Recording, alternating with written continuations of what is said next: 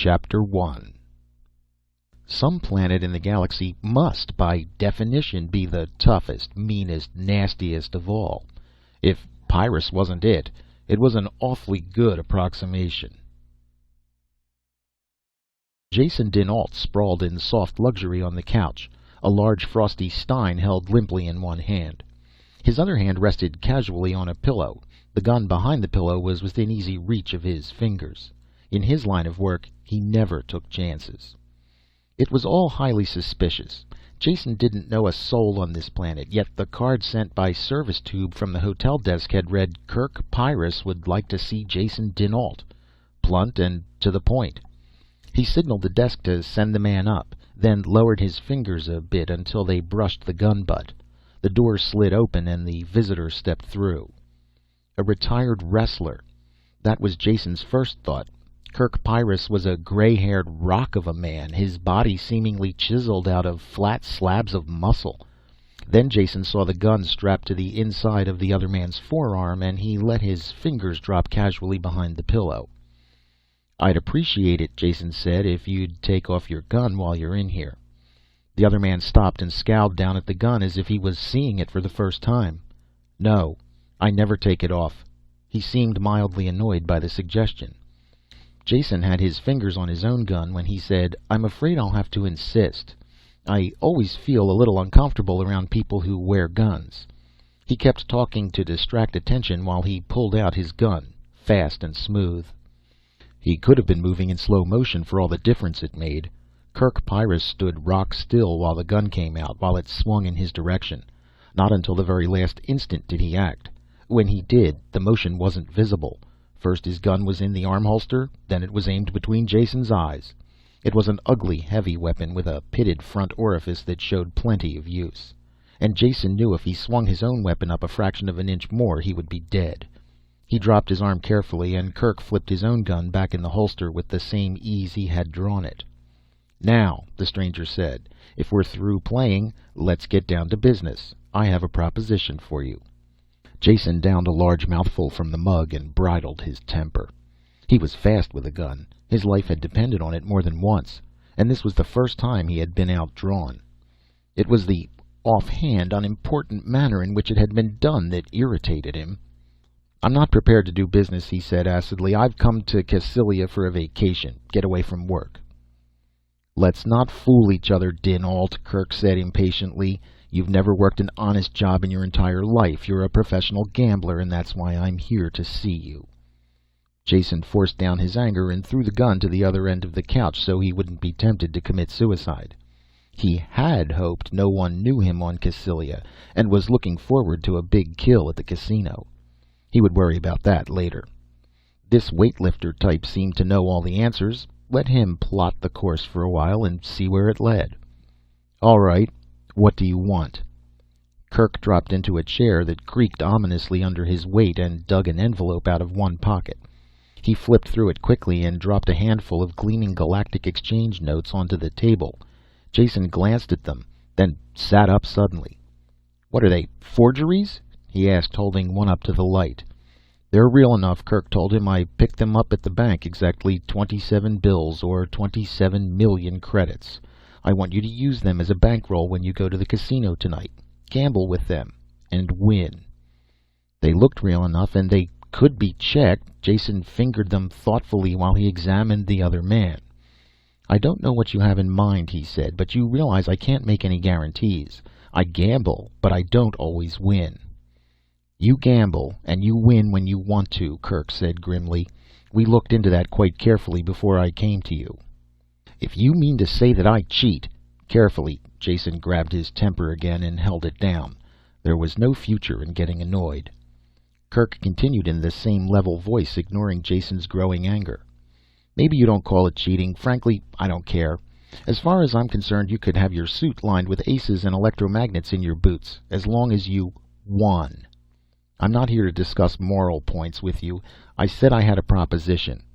We have worked hard for that money, but it still isn't enough. To be precise, we need 3 billion credits. The only way to get that sum is by gambling, with these 27 million as bankroll." "And what do I get out of it?" Jason asked the question coolly, as if any bit of the fantastic proposition made sense.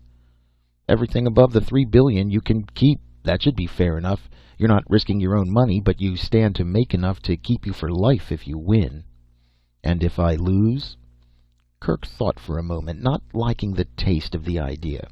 Yes, there is the chance you might lose. I hadn't thought about that. He reached a decision. If you lose, well, I suppose that is just a risk we'll have to take, though I think I would kill you then.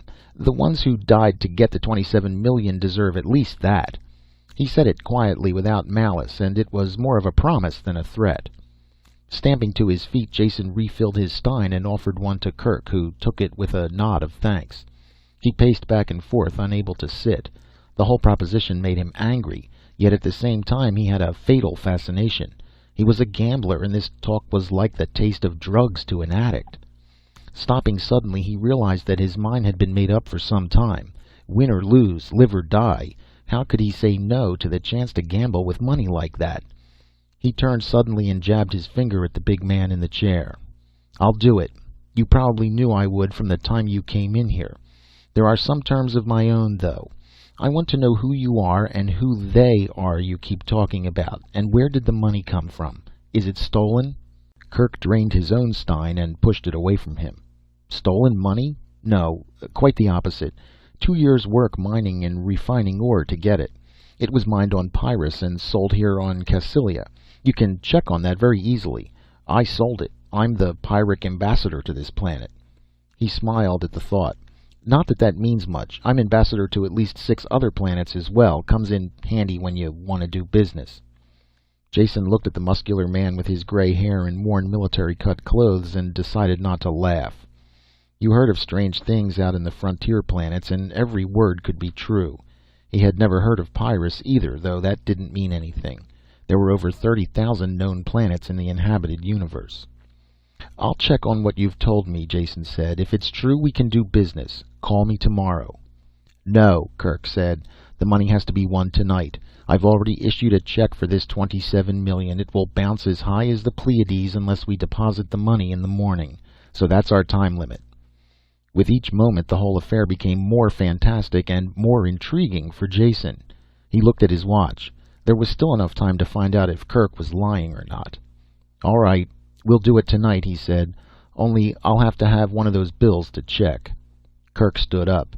Take them all. I won't be seeing you again until after you've won. I'll be at the casino, of course, but don't recognize me. It would be much better if they didn't know where your money was coming from or how much you had. Then he was gone, after a bone-crushing hand-clasp that closed on Jason's hand like vice jaws. Jason was alone with the money. Fanning the bills out like a hand of cards, he stared at their sepia and gold faces, trying to get the reality through his head. 27 million credits. What was to stop him from just walking out the door with them and vanishing? Nothing, really, except his own sense of honor. Kerk Pyrrus, the man with the same last name as the planet he was from, was the universe's biggest fool, or he knew just what he was doing. From the way the interview had gone, the latter seemed the better bet. He knows I would much rather gamble with the money than steal it, he said wryly. Slipping a small gun into his waistband holster and pocketing the money, he went out. Chapter 2. The robot teller at the bank just pinged with electronic shock when he presented one of the bills and flashed a panel that directed him to see Vice President Wane. Wane was a smooth customer who bugged his eyes and lost some of his tan when he saw the sheaf of bills. You wish to deposit these with us? He asked while his fingers unconsciously stroked them. Not today, Jason said. They were paid to me as a debt. Would you please check that they are authentic and change them? I'd like 500,000 credit notes. Both of his inner chest pockets were packed tight when he left the bank. The bills were good, and he felt like a walking mint. This was the first time in his entire life that carrying a large sum of money made him uncomfortable. Waving to a passing helicab, he went directly to the casino, where he knew he would be safe for a while. Cassilia Casino was the play spot of the nearby cluster of star systems. It was the first time Jason had seen it, though he knew its type well. He had spent most of his adult life in casinos like this on other worlds. The decor differed, but they were always the same. Gambling and socialites in public. and behind the scenes, all the private vice you could afford. Theoretically, no-limit games, but that was true only up to a certain point. When the house was really hurt, the honest games stopped being square, and the big winner had to watch his step very carefully. These were the odds Jason dinAlit had played against countless times before. He was wary, but not very concerned.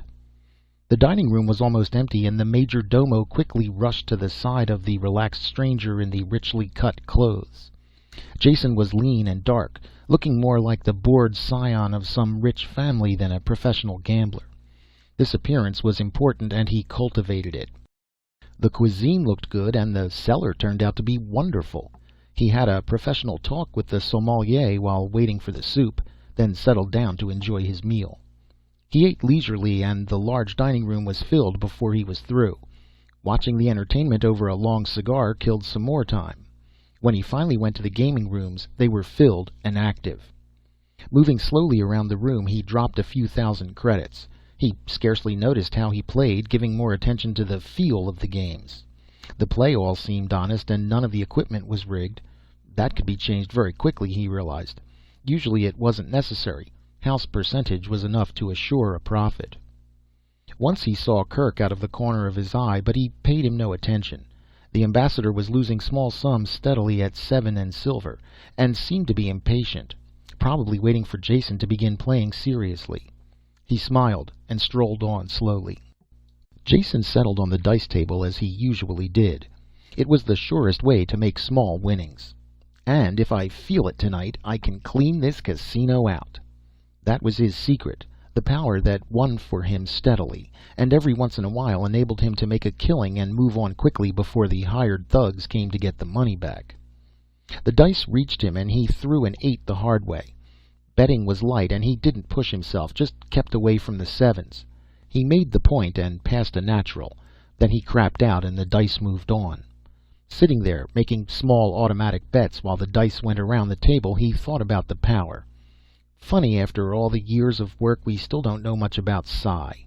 They can train people a bit and improve skills a bit, but that's all.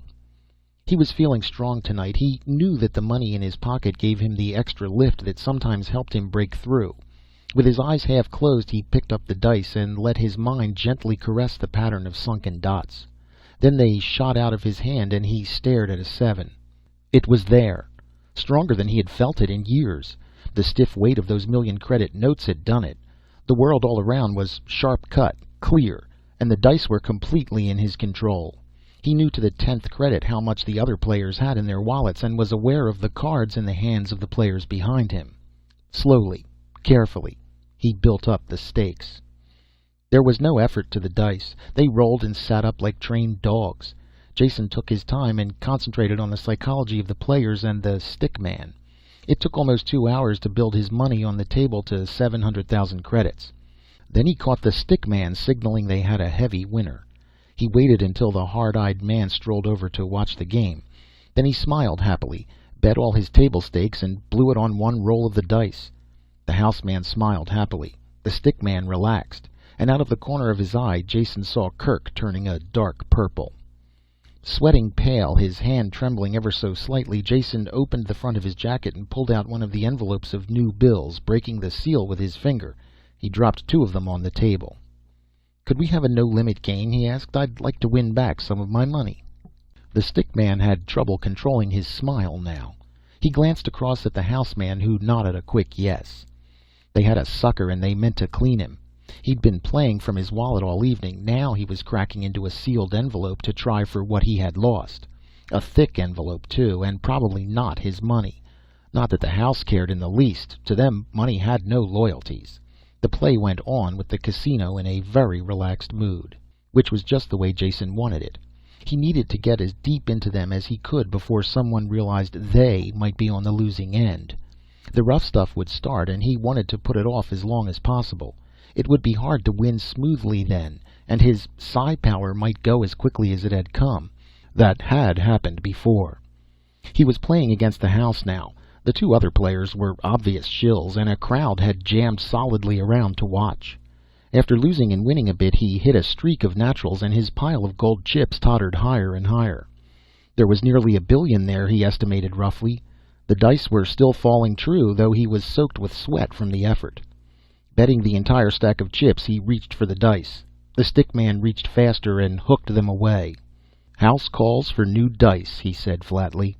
Jason straightened up and wiped his hands, glad of the instant's relief. This was the third time the house had changed dice to try to break his winning streak. It was their privilege. The hard-eyed casino man opened his wallet as he had done before and drew out a pair at random. Stripping off their plastic cover, he threw them the length of the table to Jason. They came up a natural 7, and Jason smiled.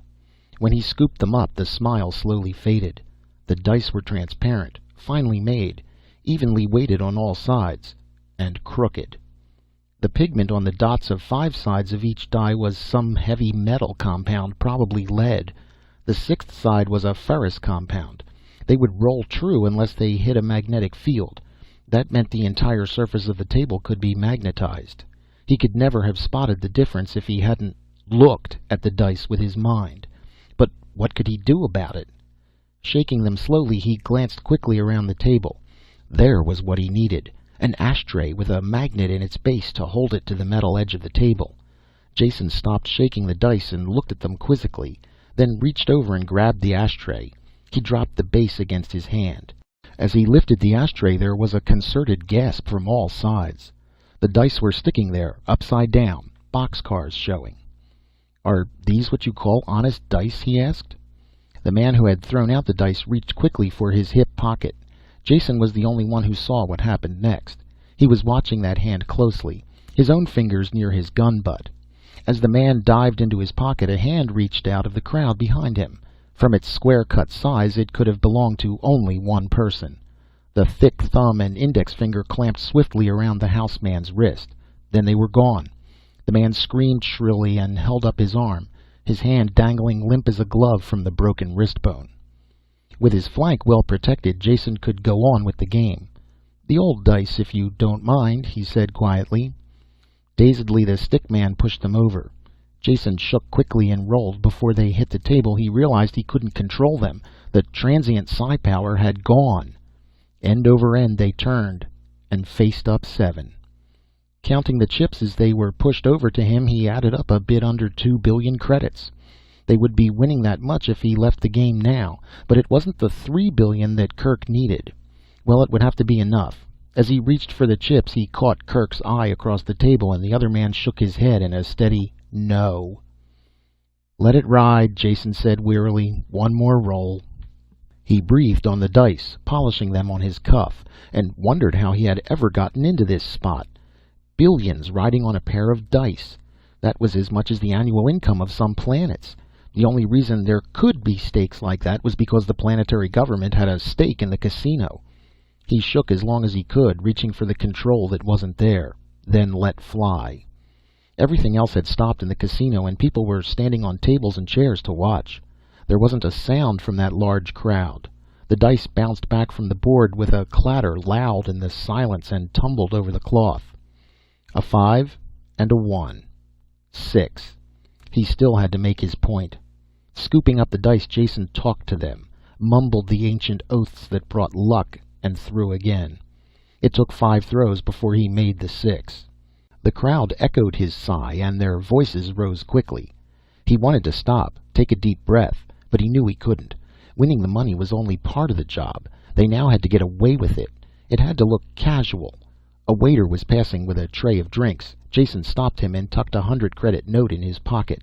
"Drinks are on me," he shouted while he pried the tray out of the waiter's hands.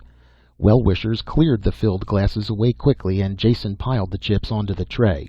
They more than loaded it, but Kerk appeared that moment with a second tray. "I'll be glad to help you, sir, if you will permit me," he said. Jason looked at him and laughed permission. It was the first time he had a clear look at Kerk in the casino. He was wearing loose purple evening pajamas over what must have been a false stomach. The sleeves were long and baggy, so he looked fat rather than muscular. It was a simple but effective disguise.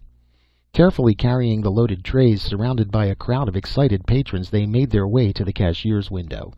The manager himself was there, wearing a sickly grin. Even the grin faded when he counted the chips. "Could you come back in the morning?" he said. "I'm afraid we don't have that kind of money on hand."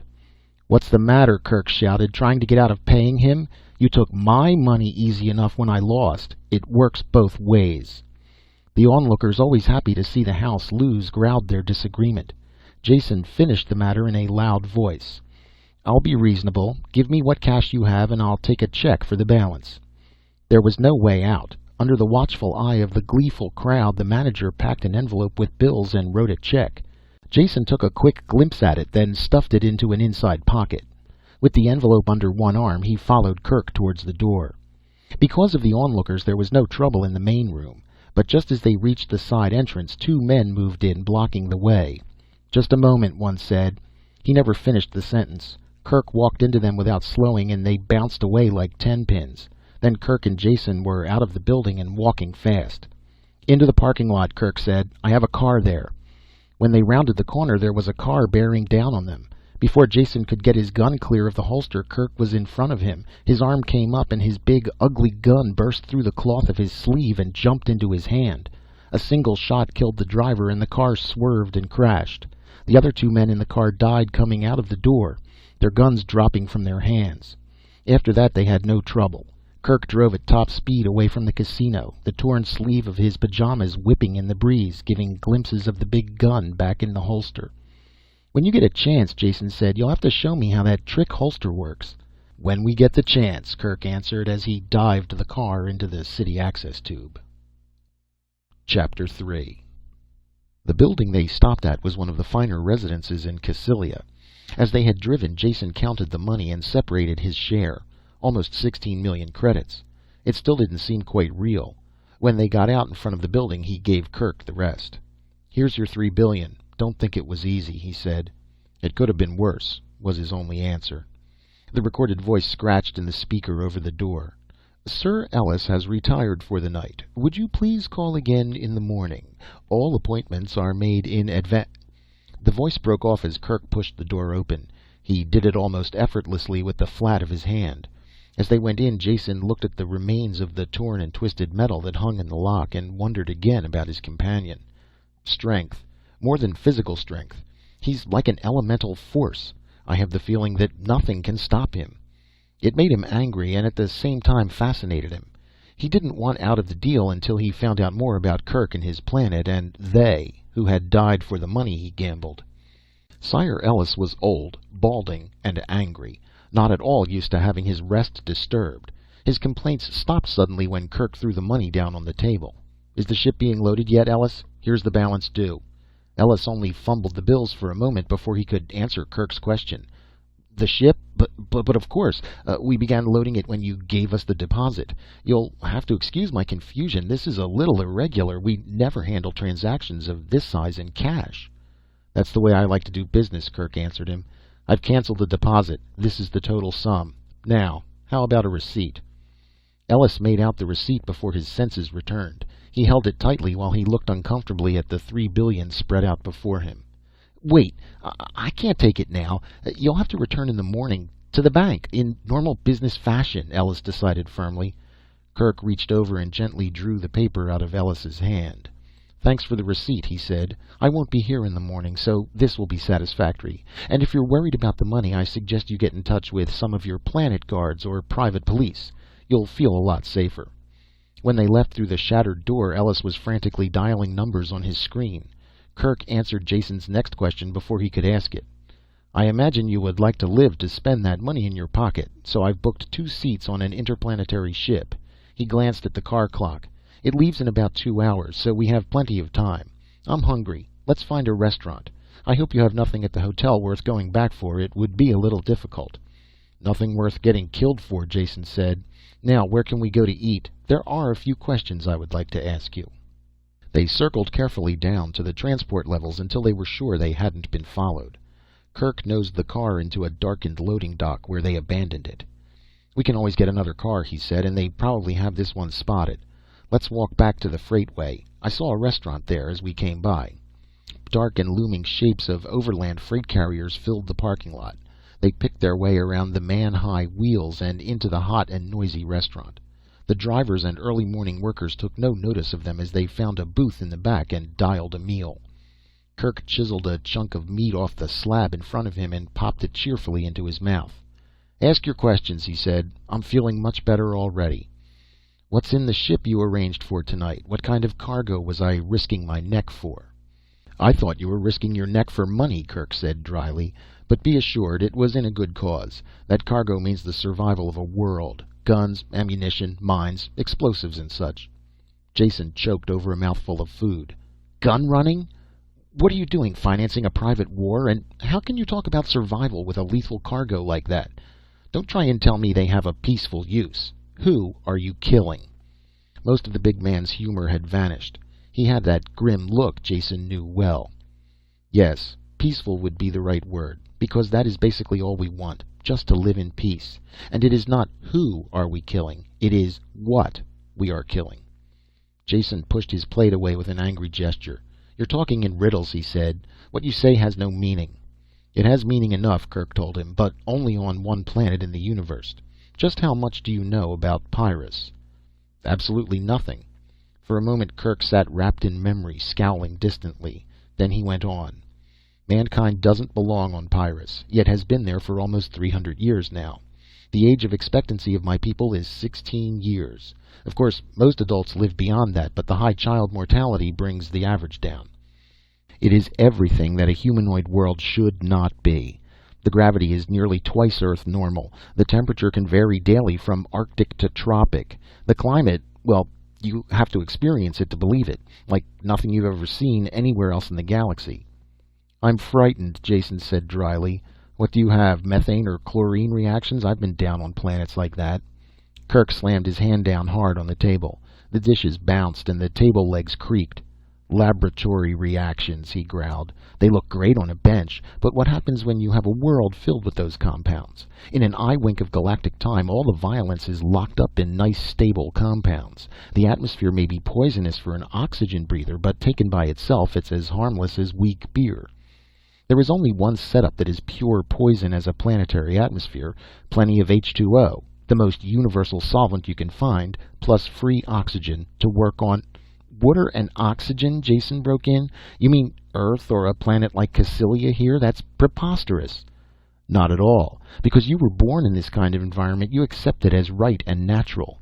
You take it for granted that metals corrode, coastlines change, and storms interfere with communication. These are normal occurrences on oxygen water worlds. On Pyrrus, these conditions are carried to the nth degree. The planet has an axial tilt of almost 42 degrees, so there is a tremendous change in temperature from season to season. This is one of the prime causes of a constantly changing ice cap. The weather generated by this is spectacular, to say the least." "If that's all," Jason said, "I don't see why—" "That's not all. It's barely the beginning. The open seas perform the dual destructive function of supplying water vapor to keep the weather going and building up gigantic tides. Pyrrus's two satellites, Samos and Bessos, combine at times to pull the oceans up into 30-meter tides, and until you've seen one of these tides lap over into an active volcano, you've seen nothing. Heavy elements are what brought us to Pyrrus, and these same elements keep the planet at a volcanic boil.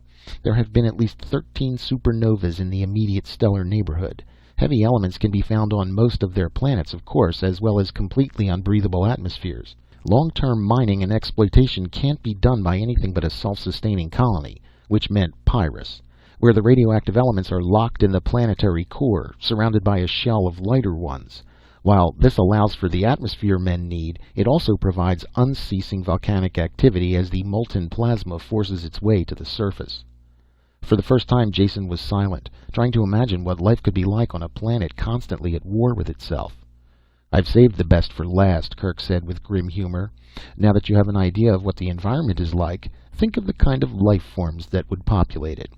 I doubt if there is one off-world species that would live a minute.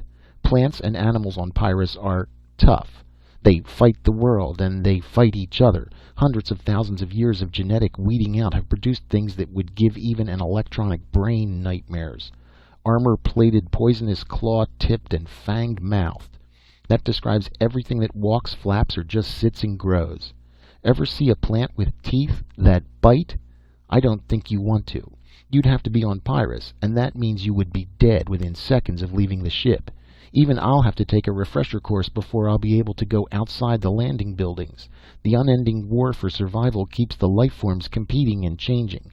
Death is simple, but the ways of dealing it too numerous to list. Unhappiness rode like a weight on Kerk's broad shoulders. After long moments of thought, he moved visibly to shake it off, returning his attention to his food and mopping the gravy from his plate.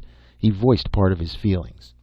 I suppose there is no logical reason why we should stay and fight this endless war, except that Pyrrus is our home. The last piece of gravy-soaked bread vanished, and he waved the empty fork at Jason. Be happy you're an off-worlder and will never have to see it. That's where you're wrong, Jason said calmly as he could. You see, I'm going back with you. Chapter 4. Don't talk stupidly, Kerk said as he punched for a duplicate order of steak. There are much simpler ways of committing suicide. Don't you realize that you're a millionaire now? With what you have in your pocket, you can relax the rest of your life on the pleasure planets. Pyrrus is a death world, not a sightseeing spot for jaded tourists. I cannot permit you to return with me. Gamblers who lose their tempers don't last long. Jason was angry now. Yet it showed only in a negative way, in the lack of expression on his face and the calmness of his voice. Don't tell me what I can or cannot do, Kerk Pyrrus. You're a big man with a fast gun, but that doesn't make you my boss. All you can do is stop me from going back on your ship, but I can easily afford to get there another way. And don't try to tell me I want to go to Pyrrus for sightseeing when you have no idea of my reasons. Jason didn't even try to explain his reasons. They were only half realized and too personal. The more he traveled, the more things looked the same to him. The old civilized planets sank into a drab similarity. Frontier worlds all had the crude sameness of temporary camps in a forest. Not that the galactic worlds bored him, it was just that he had found their limitations, yet had never found his own. Until he met Kerk, he had acknowledged no man his superior or even his equal. This was more than egotism, it was facing facts. Now he was forced to face the fact that there was a whole world full of people who might be superior to him. Jason could never rest until he had been there and seen for himself, even if he died in the attempt. None of this could be told to Kerk. There were other reasons he would understand better. You're not thinking ahead when you prevent me from going to Pyrrus, Jason said. I'll not mention any moral debt you owe me for winning that money you needed, but what about the next time? If you needed that much lethal goods once, you probably need it again someday. Wouldn't it be better to have me on hand, old tried and true, than dreaming up some new and possibly unreliable scheme? Kerk chewed pensively on the second serving of steak. That makes sense, and I must admit I hadn't thought of it before. One failing we Pyrans have is a lack of interest in the future. Staying alive day by day is enough trouble, so we tend to face emergencies as they arrive and let the dim future take care of itself. You can come. I hope you will still be alive when we need you. As Pyrran ambassador to a lot of places, I officially invite you to our planet, all expenses paid, on the condition you obey completely all of our instructions regarding your personal safety. Conditions accepted, Jason said, and wondered why he was so cheerful about signing his own death warrant. Kerk was shoveling his way through his third dessert when his alarm watch gave a tiny hum. He dropped his fork instantly and stood up. Time to go, he said. We're on a schedule. While Jason scrambled to his feet, he jammed coins into the meter until the paid light came on. Then they were out the door and walking fast. Jason wasn't at all surprised when they came on a public escalator just behind the restaurant. He was beginning to realize that since leaving the casino their every move had been carefully planned and timed. Without a doubt the alarm was out and the entire planet being searched for them, yet so far they hadn't noticed the slightest sign of pursuit. This wasn't the first time Jason had to move just one jump ahead of the authorities, but it was the first time he had to let someone else lead him by the hand while he did it. He had to smile at his own automatic agreement. He had been a loner for so many years that he found a certain inverse pleasure in following someone else. Hurry up, Kerk growled after a quick glance at his watch. He set a steady, killing pace up the escalator steps. They went up 5 levels that way without seeing another person before Kerk relented and let the escalator do the work. Jason prided himself on keeping in condition, but the sudden climb after the sleepless night left him panting heavily and soaked with sweat. Kerk, cool of forehead and breathing normally, didn't show the slightest sign that he had been running. They were at the second motor level when Kerk stepped off the slowly rising steps and waved Jason after him. As they came through the exit to the street, a car pulled up to the curb in front of them. Jason had enough sense not to reach for his gun. At the exact moment they reached the car, the driver opened the door and stepped out. Kerk passed him a slip of paper without saying a word and slipped in behind the wheel. There was just time for Jason to jump in before the car pulled away. The entire transfer had taken less than 3 seconds. There had been only a glimpse of the driver in the dim light, but Jason had recognized him. Of course he had never seen the man before, but after knowing Kerk he couldn't mistake the compact strength of a native Pyrran. "That was the receipt from Ellis you gave him," Jason said. "Of course. That takes care of the ship and the cargo. They'll be off planet and safely away before the casino check is traced to Ellis. So now let's look after ourselves. I'll explain the plan in detail so there will be no slip-ups on your part. I'll go through the whole thing once, and if there are any questions you'll ask them when I'm finished." The tones of command were so automatic that Jason found himself listening in quiet obedience, though one part of his mind wanted him to smile at the quick assumption of his incompetence. Kerk swung the car into the steady line of traffic heading out of the city to the spaceport. He drove easily while he talked. "There's a search on in the city, but we're well ahead of that. I'm sure the Cassilians don't want to advertise their bad sportsmanship, so there won't be anything as crude as a roadblock, but the port will be crawling with every agent they have. They know once the money gets off planet, it's gone forever. When we make a break for it, they will be sure we still have the goods, so there will be no trouble with the munition ship getting clear." Jason sounded a little shocked. "You mean you're setting us up as clay pigeons to cover the takeoff of the ship?" "You could put it that way, but since we have to get off the planet anyway, there is no harm in using our escape as a smokescreen. Now shut up until I've finished like I told you, or one more interruption and I dump you by the road." Jason was sure he would. He listened intently and quietly as Kerk repeated word for word what he had said before, then continued. "The official car gate will probably be wide open with the traffic through it, and a lot of the agents will be in plain clothes. We might even get onto the field without being recognized, though I doubt it. It is of no importance. We will drive through the gate and to the takeoff pad. The Pride of Darkhan, for which we hold tickets, will be sounding its 2-minute siren and unhooking the gangway. By the time we get to our seats, the ship will take off." "That's all very fine," Jason said, "but what will the guards be doing all this time?" "Shooting at us and each other. We will take advantage of the confusion to get aboard." This answer did nothing to settle Jason's mind, but he let it slide for the moment. "All right, say we do get aboard. Why don't they just prevent takeoff until we've been dragged out and stood against a wall?" Kerk spared him a contemptuous glance before he returned his eyes to the road. "I said the ship was the Pride of Darkhan. If you had studied this system at all, you would know what that means. Cassilia and Darkhan are sister planets and rivals in every way. It has been less than 2 centuries since they fought an intra-system war that almost destroyed both of them. Now they exist in an armed-to-the-teeth neutrality that neither dare violate. The moment we set foot aboard the ship, we are on Darkhan territory. There is no extradition agreement between the planets. Cassilia may want us, but not badly enough to start another war." That was all the explanation there was time for.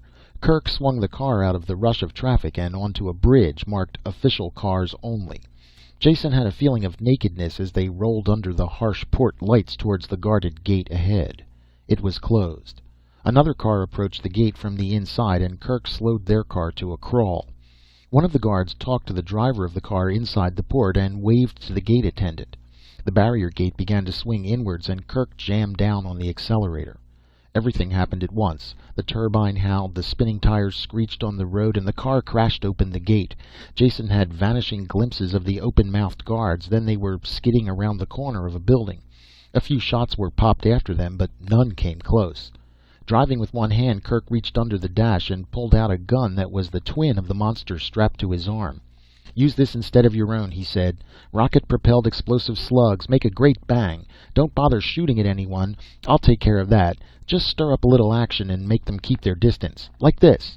He fired a single snap shot out the side window and passed the gun to Jason almost before the slug hit. An empty truck blew up with a roar, raining pieces on the cars around and sending their drivers fleeing in panic. After that it was a nightmare ride through a madhouse.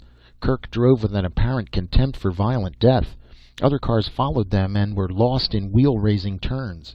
They careened almost the full length of the field, leaving a trail of smoking chaos. Then the pursuit was all behind them, and the only thing ahead was the slim spire of the Pride of Darkhan. The Pride was surrounded by a strong wire fence as suited the begrudged status of her planetary origin. The gate was closed and guarded by soldiers with leveled guns, waiting for a shot at the approaching car. Kerk made no attempt to come near them. Instead, he fed the last reserves of power to the car and headed for the fence. "Cover your face," he shouted. Jason put his arms up in front of his head just as they hit. Torn metal screamed. The fence buckled, wrapped itself around the car, but did not break. Jason flew off the seat and into the padded dash. By the time Kerk had the warped door open, he realized that the ride was over. Kerk must have seen the spin of his eyeballs because he didn't talk, just pulled Jason out and threw him onto the hood of the ruined car. "Climb over the buckled wire and make a run for the ship," he shouted. If there was any doubt what he meant, he set Jason an example of fine road work. It was inconceivable that someone of his bulk could run so fast, yet he did. He moved more like a charging tank than a man. Jason shook the fog from his head and worked up some speed himself. Nevertheless, he was barely halfway to the ship when Kerk hit the gangway. It was already unhooked from the ship, but the shocked attendants stopped rolling it away as the big man bounded up the steps. At the top, he turned and fired at the soldiers who were charging through the open gate. They dropped, crawled, and returned his fire. Very few shot at Jason's running form. The scene in front of Jason cranked over in slow motion. Kerk standing at the top of the ramp, coolly returning the fire that splashed all about. He could have found safety in an instant through the open port behind him. The only reason he stayed there was to cover Jason. "Thanks," Jason managed to gasp as he made the last few steps up the gangway, jumped the gap, and collapsed inside the ship. "You're perfectly welcome," Kerk said as he joined him, waving his gun to cool it off. A grim-jawed ship's officer stood back out of range of fire from the ground and looked them both up and down. "And just what is going on here?" he growled. Kerk tested the barrel with a wet thumb, then let the gun slide back into its holster. "We are law-abiding citizens of a different system who have committed no criminal acts. The savages of Cassylia are too barbarous for civilized company. Therefore, we are going to Darkon. Here are our tickets, in whose sovereign territory I believe we are at this moment." The last was added for the benefit of the Cassylian officer who had just stumbled to the top of the gangway and was raising his gun. The soldier couldn't be blamed. He saw these badly wanted criminals getting away, aboard a Darkon ship as well. Anger got the best of him and he brought his gun up. "Come out of there, you scum. You're not escaping that easily. Come out slow, with your hands up, or I'll blast you." It was a frozen moment of time that stretched and stretched without breaking. The pistol covered Kerk and Jason. Neither of them attempted to reach for their own guns. The gun twitched a bit as the ship's officer moved, then steadied back on the two men. The Darkon spaceman hadn't gone far, just a pace across the lock. This was enough to bring him next to a red box set flush with the wall. With a single swift gesture, he flipped up the cover and poised his thumb over the button inside. When he smiled, his lips peeled back to show all of his teeth. He had made up his mind, and it was the arrogance of the Cassylian officer that had been the deciding factor. "Fire a single shot into Darkon territory and I press this button," he shouted. "And you know what this button does. Every one of your ships has them as well. Commit a hostile act against this ship, and someone will press a button. Every control rod will be blown out of the ship's pile at that instant, and half of your filthy city will go up in the explosion." His smile was chiseled on his face, and there was no doubt he would do what he said. "Go ahead, fire. I think I would enjoy pressing this." The takeoff siren was hooting now, the close lock light blinking an angry message from the bridge. Like four actors in a grim drama, they faced each other an instant more. Then the Cassylian officer, growling with unvoicable, frustrated anger, turned and leapt back to the steps.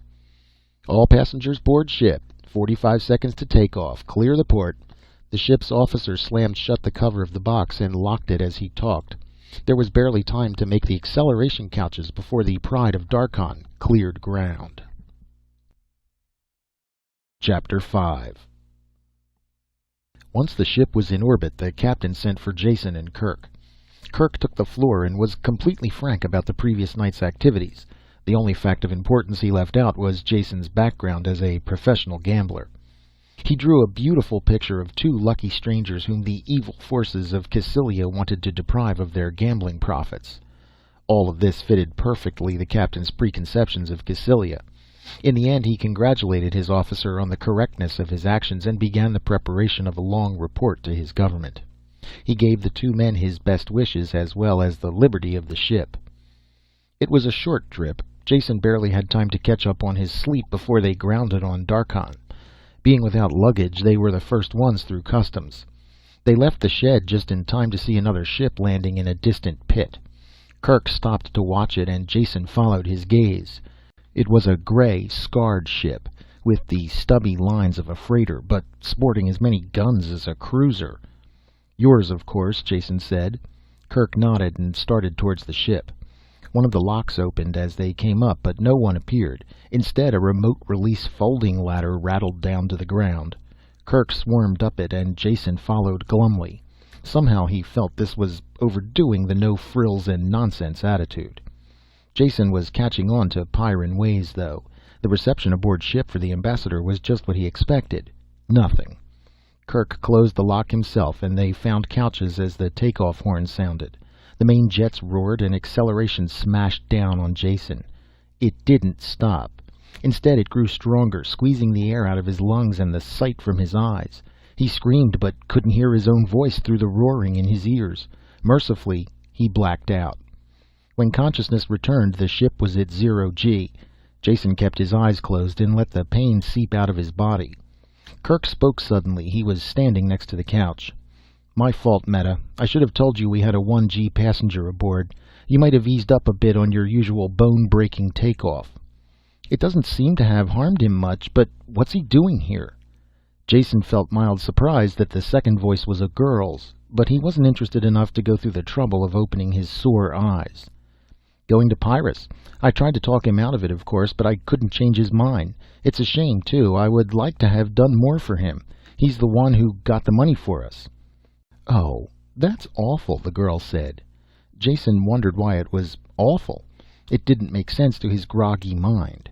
"It would have been much better if he stayed on Darkon," the girl continued. "He's very nice looking. I think it's a shame he has to die."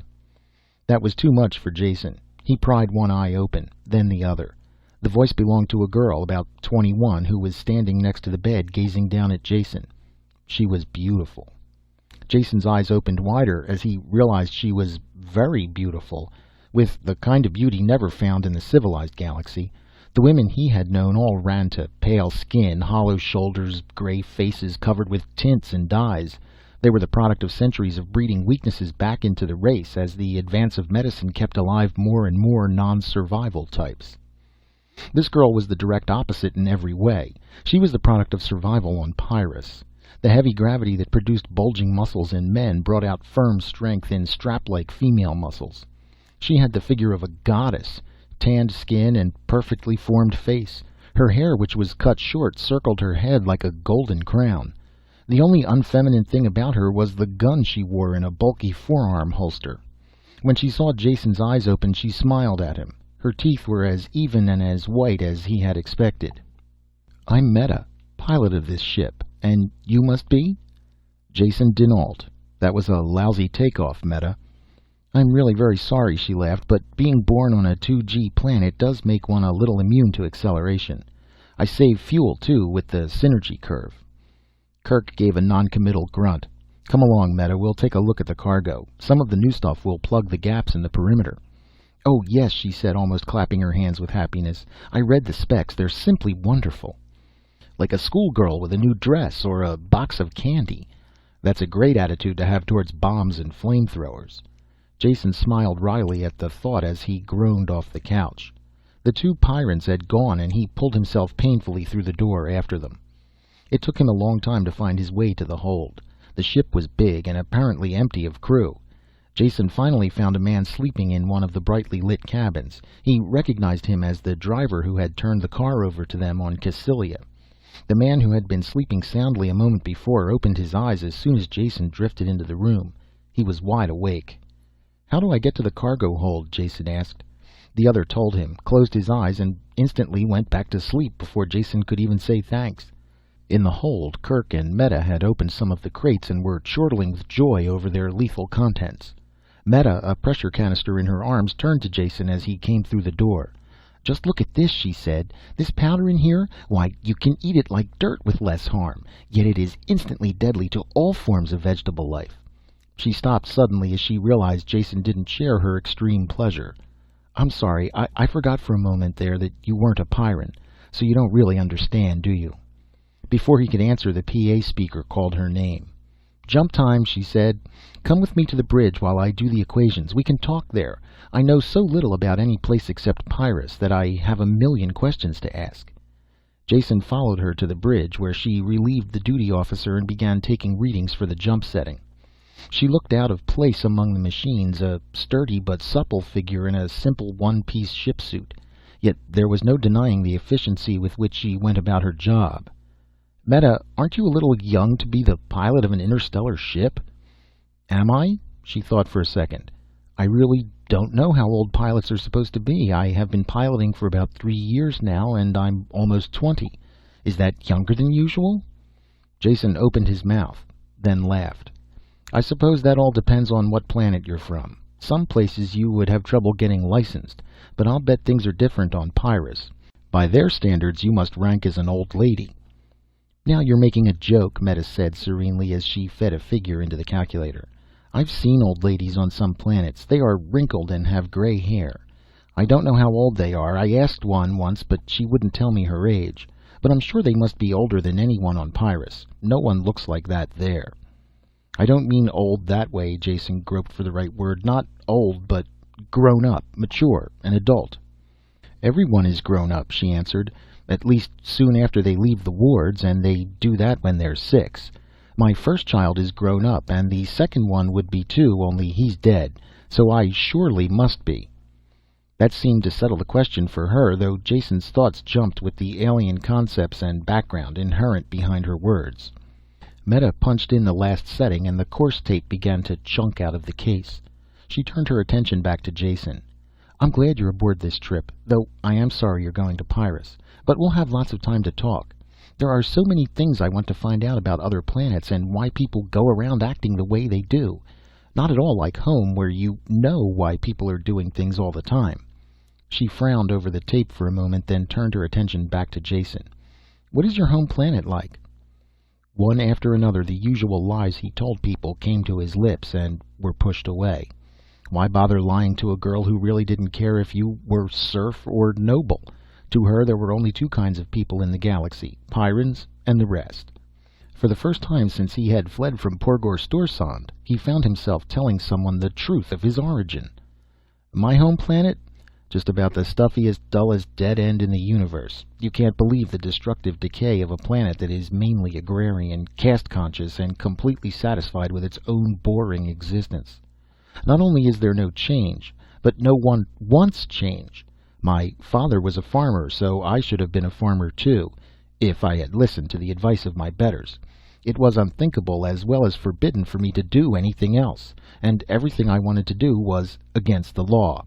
I was 15 before I learned to read, out of a book stolen from a noble school. After that there was no turning back. By the time I stowed aboard an off-world freighter at 19, I must have broken every law on the planet, happily. Leaving home for me was just like getting out of prison." Meta shook her head at the thought. "I just can't imagine a place like that, but I'm sure I wouldn't like it there." "I'm sure you wouldn't," Jason laughed. "So once I was in space with no law-abiding talents or skills, I just wandered into one thing and another. In this age of technology, I was completely out of pace. Oh, I suppose I could have done well in some army, but I'm not so good at taking orders. Whenever I gamble, I do well, so little by little I just drifted into it. People are the same everywhere, so I managed to make out well wherever I end up." "I know what you mean about people being alike, but they are so different," she said. I'm not being clear at all, am I? What I mean is that at home I know what people will do and why they do it at the same time. People on all the other planets do act alike, as you said, yet I have very much trouble understanding why. For instance, I like to try the local food when we set down on a planet, and if there is time I always do. There are bars and restaurants near every spaceport, so I go there. And I always have trouble with the men. They want to buy me drinks, hold my hand. Well, a single girl in those port joints has to expect a certain amount of interest from the men." "Oh, I know that," she said. "What I don't understand is why they don't listen when I tell them I am not interested and to go away. They just laugh and pull up a chair usually. But I have found that one thing works wherever I am. I tell them if they don't stop bothering me, I'll break their arm." "Does that stop them?" Jason asked. "No, of course not, but after I break their arm they go away, and the others don't bother me either. It's a lot of fuss to go through, and the food is usually awful." Jason didn't laugh, particularly when he realized that this girl could break the arm of any spaceport thug in the galaxy. She was a strange mixture of naivete and strength, unlike anyone he had ever met before.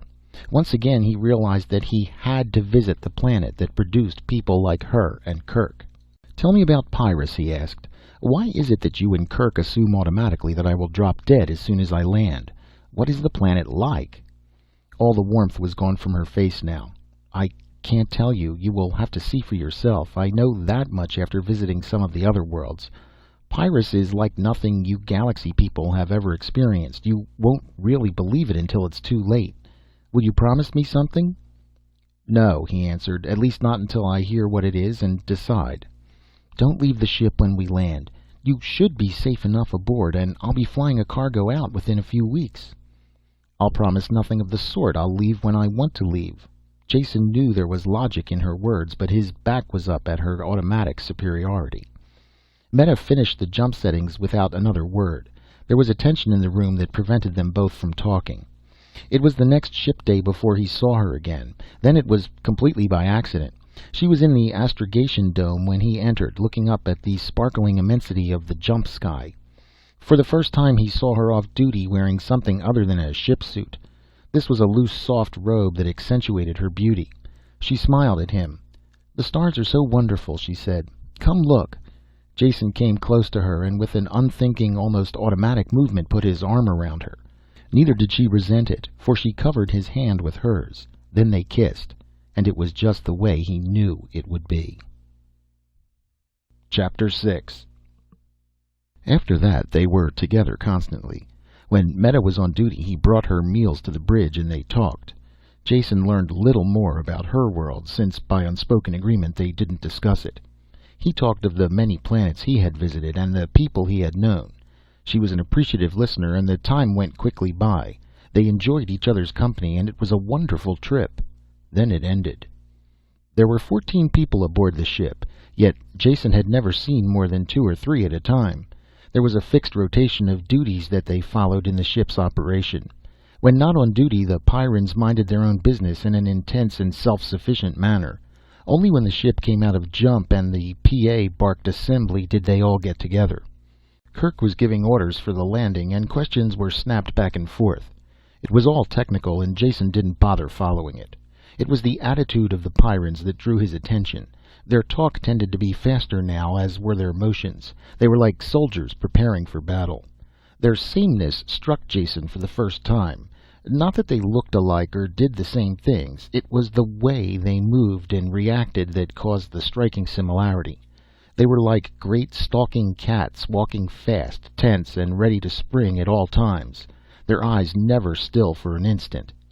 Jason tried to talk to Meta after the meeting, but she was almost a stranger. She answered in monosyllables, and her eyes never met his, just brushed over them and went on. There was nothing he could really say, so she moved to leave. He started to put his hand out to stop her, then thought better of it. There would be other times to talk. Kerk was the only one who took any notice of him, and then only to order him to an acceleration couch. Meta's landings were infinitely worse than her takeoffs, at least when she landed on Pyrrus.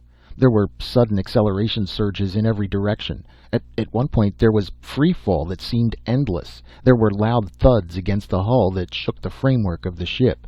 It was more like a battle than a landing, and Jason wondered how much truth there was in that. When the ship finally landed, Jason didn't even know it. The constant 2 Gs felt like deceleration. Only the descending moan of the ship's engines convinced him they were down. Unbuckling the straps and sitting up was an effort. 2 Gs don't seem that bad at first. Walking required the same exertion as would carrying a man of his own weight on his shoulders. When Jason lifted his arm to unlatch the door, it was heavy as 2 arms. He shuffled slowly towards the main lock. They were all there ahead of him, 2 of the men rolling transparent cylinders from a nearby room. From their obvious weight and the way they clanged when they bumped, Jason knew they were made of transparent metal. He couldn't conceive any possible use for them. Empty cylinders a meter in diameter, longer than a man, one end solid, the other hinged and sealed. It wasn't until Kerk spun the sealing wheel and opened one of them that their use became apparent. "Get in," Kerk said. "When you're locked inside, you'll be carried out of the ship." "Thank you, no," Jason told him. "I have no particular desire to make a spectacular landing on your planet, sealed up like a packaged sausage." "Don't be a fool," was Kerk's snapped answer. "We're all going out in these tubes. We've been away too long to risk the surface without reorientation." Jason did feel a little foolish as he saw the others getting into tubes. He picked the nearest one, slid into it feet first, and pulled the lid closed. When he tightened the wheel in the center, it squeezed down against a flexible seal. Within a minute, the CO2 content in the closed cylinder went up, and an air regenerator at the bottom hummed into life. Kerk was the last one in. He checked the seals on all the other tubes first, then jabbed the airlock override release. As it started cycling, he quickly sealed himself in the remaining cylinder. Both inner and outer locks ground slowly open, and dim light filtered in through sheets of falling rain. For Jason, the whole thing seemed an anticlimax. All this preparation for absolutely nothing. Long, impatient minutes passed before a lift truck appeared, driven by a Pyrran. He loaded the cylinders onto his truck like so much dead cargo.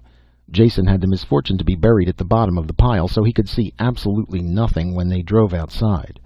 It wasn't until the man-carrying cylinders had been dumped in a metal-walled room that Jason saw his first native Pyrran life.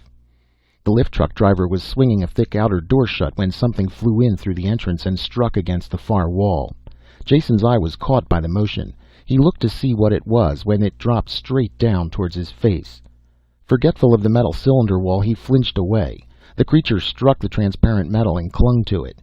Jason had the perfect opportunity to examine it in every detail. It was almost too horrible to be believable, as though it were a bearer of death stripped to the very essentials. A mouth that split the head in two rows of teeth, serrated and pointed. Leathery claw-tipped wings, longer claws on the limbs that tore at the metal wall. Terror rose up in Jason as he saw that the claws were tearing gouges in the transparent metal. Wherever the creature's saliva touched the metal, clouded and chipped under the assault of the teeth. Logic said these were just scratches on the thick tube, they couldn't matter, but blind, unreasoning fear sent Jason curling away as far as he could, shrinking inside himself, seeking escape. Only when the flying creatures began dissolving did he realize the nature of the room outside. Sprays of steaming liquid came from all sides, raining down until the cylinders were covered. After one last clash of its jaws, the Pyrran animal was washed off and carried away. The liquid drained away through the floor, and a second and third shower followed. While the solutions were being pumped away, Jason fought to bring his emotions into line. He was surprised at himself. No matter how frightful the creature had been, he couldn't understand the fear it could generate through the wall of the sealed tube. His reaction was all out of proportion to the cause. Even with the creature destroyed and washed out of sight, it took all of his willpower to steady his nerves and bring his breathing back to normal. Meta walked by outside, and he realized the sterilization process was finished. He opened his own tube and climbed wearily out. Meta and the others had gone by this time, and only a hawk-faced stranger remained waiting for him. "I'm Bruco, in charge of the adaptation clinic. Kerk told me who you were. I'm sorry you're here. Now come along. I want some blood samples." "Now I feel right at home," Jason said. "The old Pyrran hospitality." Bruco only grunted and stamped out. Jason followed him down a bare corridor into a sterile lab. The double gravity was tiring, a constant drag on sore muscles. While Bruco ran tests on the blood sample, Jason rested. He had almost dozed off into a painful sleep when Bruco returned with a tray of bottles and hypodermic needles. "Amazing," he announced. "Not an antibody in your system that would be of any use on this planet. I have a batch of antigens here that will make you sick as a beast for at least a day. Take off your shirt." "Have you done this often?" Jason asked. "I mean, juice up another outlander so he can enjoy the pleasures of your world?" Bruco jammed in a needle that felt like it grated on the bone. "Not often at all. Last time was years ago. A half dozen researchers from some institute willing to pay well for the chance to study the local life forms. We didn't say no. Always need more galaxy currency." Jason was already beginning to feel lightheaded from the shots. "How many of them lived?" he mumbled vaguely. "One. We got him off in time, made them pay in advance, of course." At first Jason thought the Pyrran was joking. Then he remembered they had very little interest in humor of any kind. If one half of what Meta and Kerk had told him was true, 6-to-1 odds weren't bad at all. There was a bed in the next room and Bruco helped him to it. Jason felt drugged and probably was. He fell into a deep sleep and into the dream. Fear and hatred mixed in equal parts and washed over him red hot. If this was a dream, he never wanted to sleep again. If it wasn't a dream, he wanted to die. He tried to fight up against it, but only sank in more deeply. There was no beginning and no end to the fear and no way to escape. When consciousness returned, Jason could remember no detail of the nightmare. Just the fear remained. He was soaked with sweat and ached in every muscle. It must have been the massive dose of shots, he finally decided. That and the brutal gravity. That didn't take the taste of fear out of his mouth, though. Bruco stuck his head in the door and then looked Jason up and down. "Thought you were dead," he said. "Slept the clock around. Don't move. I'll get something to pick you up." The pickup was in the form of another needle and a glass full of evil-looking fluid. It settled his thirst, but made him painfully aware of the gnawing hunger. "Want to eat?" Bruco asked. "I'll bet you do. I've speeded up your metabolism so you'll build muscle faster. Only way you'll ever beat the gravity. Give you quite an appetite for a while, though." Bruco ate at the same time, and Jason had a chance to ask some questions. "When do I get a chance to look around your fascinating planet? So far this trip has been about as interesting as a jail term." "Relax and enjoy your food. Probably be months before you're able to go outside, if at all." Jason felt his jaw hanging and closed it with a snap. "Could you possibly tell me why?" "Of course. You will have to go through the same training course that our children take. It takes them 6 years. Of course, it's their first 6 years of life, so you might think that you, as an adult, could learn faster. Then again, they have the advantage of heredity. All I can say is you'll go outside these sealed buildings when you're ready." Bruco had finished eating while he talked and sat staring at Jason's bare arms with growing disgust. "The first thing we want to get you is a gun," he said. "It gives me a sick feeling to see someone without one." Of course, Bruco wore his own gun continually, even within these sealed buildings. "Every gun is fitted to its owner and would be useless on anyone else," Bruco said. "I'll show you why." He led Jason to an armory jammed with deadly weapons. "Put your arm in this while I make the adjustments." It was a box-like machine with a pistol grip on the side. Jason clutched the grip and rested his elbow on a metal loop. Bruco fixed pointers that touched his arm, then copied the results from the meters. Reading the figures from his list, he selected various components from bins and quickly assembled a power holster and gun. With the holster strapped to his forearm and the gun in his hand, Jason noticed for the first time they were connected by a flexible cable. The gun fitted his hand perfectly. "This is the secret of the power holster," Bruco said, tapping the flexible cable. "It is perfectly loose while you are using the weapon, but when you want it returned to the holster..." Bruco made an adjustment, and the cable became a stiff rod that whipped the gun from Jason's hand and suspended it in midair. Then the return. The rod cable whirred and snapped the gun back into the holster. The drawing action is the opposite of this, of course. "A great gadget," Jason said, "but how do I draw? Do I whistle or something for the gun to pop out?"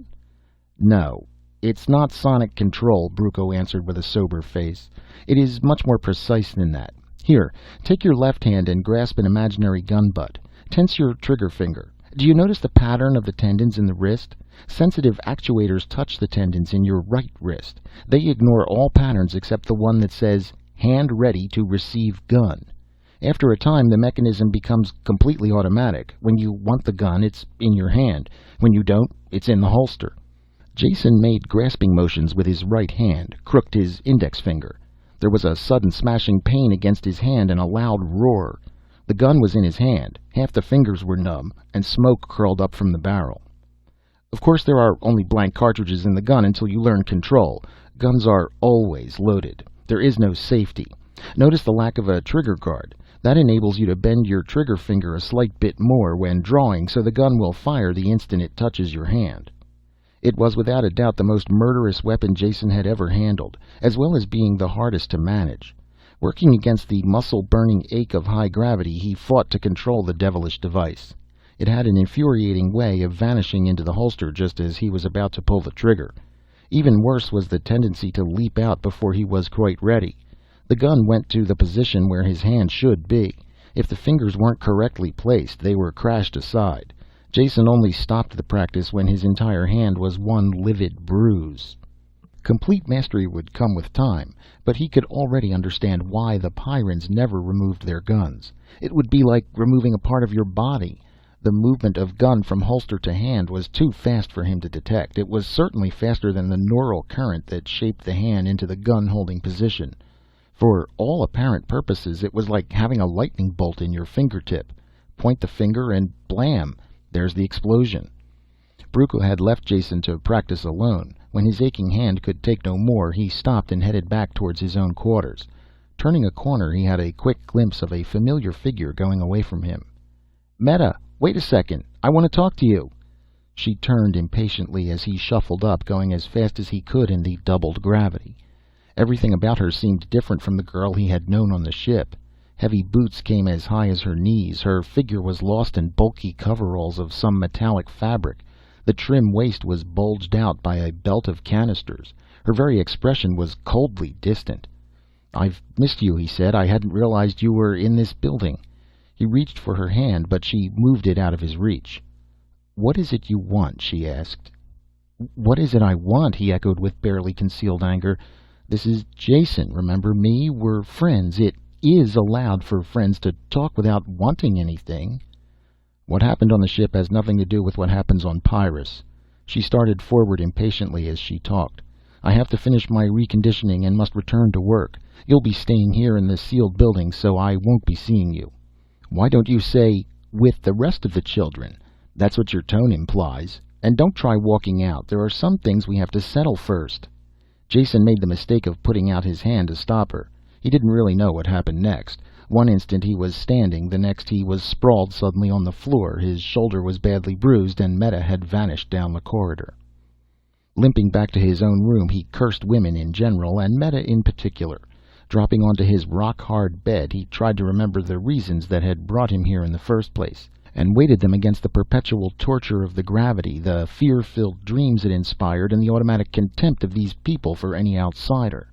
He quickly checked the growing tendency to feel sorry for himself. By Pyrran standards, he was soft and helpless. If he wanted them to think any better of him, he would have to change a good deal.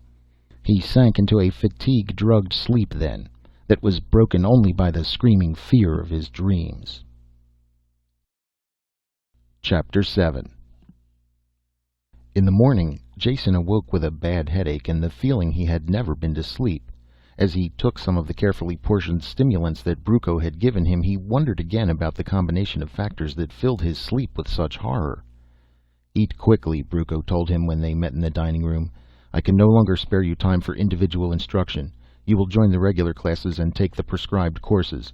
Only come to me if there is some special problem that the instructors or trainers can't handle."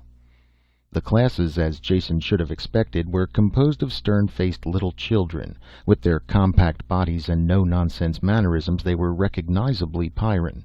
But they were still children enough to consider it very funny to have an adult in their classes. Jammed behind one of the tiny desks, the red-faced Jason didn't think it was much of a joke. All resemblance to a normal school ended with the physical form of the classroom. For one thing, every child, no matter how small, packed a gun, and the courses were all involved with survival. The only possible grade in a curriculum like this was 100%, and students stayed with a lesson until they mastered it perfectly. No courses were offered in the normal scholastic subjects. Presumably these were studied after the child graduated survival school and could face the world alone, which was a logical and cold-hearted way of looking at things. In fact, logical and cold-hearted could describe any Pyrran activity. Most of the morning was spent on the operation of one of the med kits that strapped around the waist. This was a poison analyzer that was pressed over a puncture wound. If any toxins were present, the antidote was automatically injected on the site.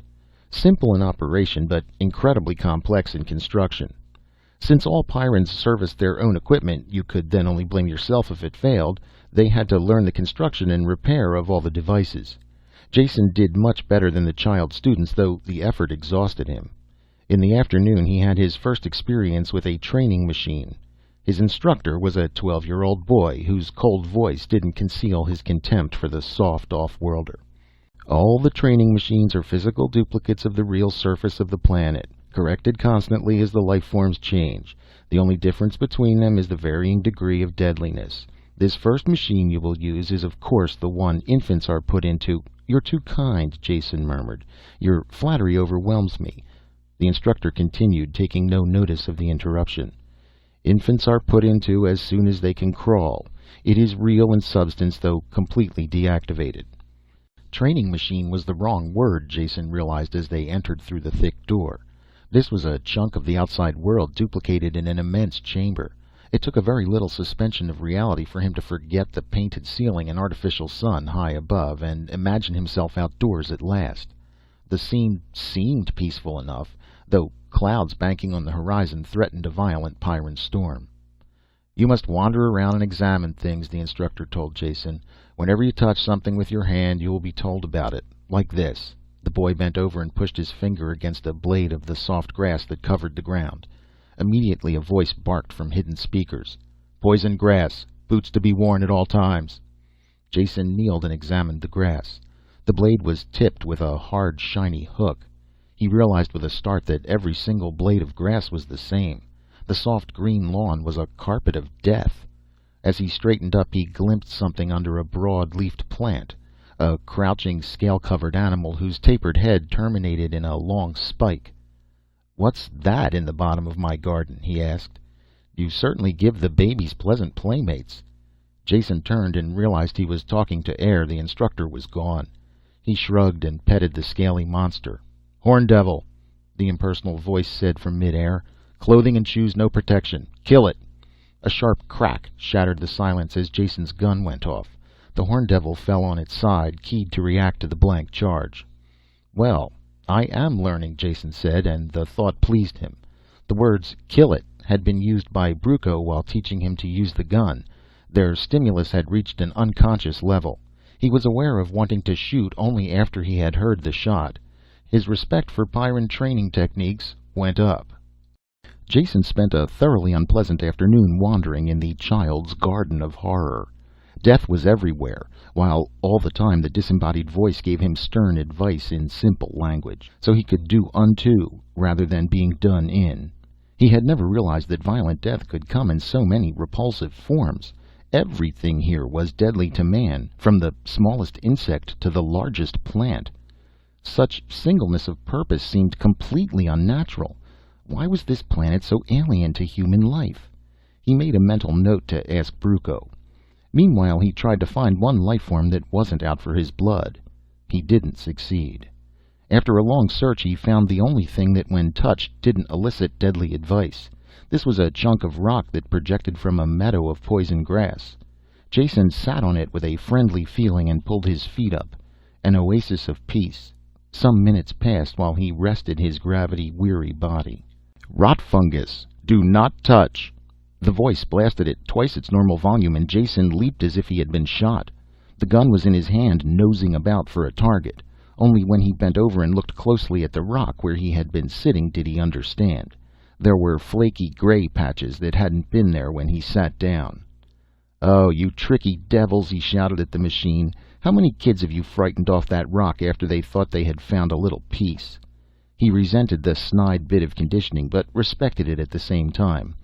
Pyrrans learned very early in life that there was no safety on this planet except that which they provided for themselves.